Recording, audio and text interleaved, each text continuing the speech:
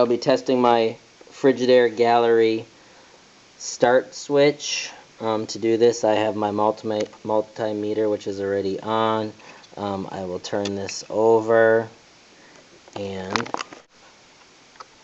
then I will attach the ends of my multimeter to the tabs, and this is really hard to do with a camera and everything. So now I have the tabs connected. I'll turn my switch on. It should read around 1, which it does. Release, and there's no resistance. So this is a good start switch. You can do this while it's still in the machine. Just make sure that your machine is turned off and unplugged prior to doing this test.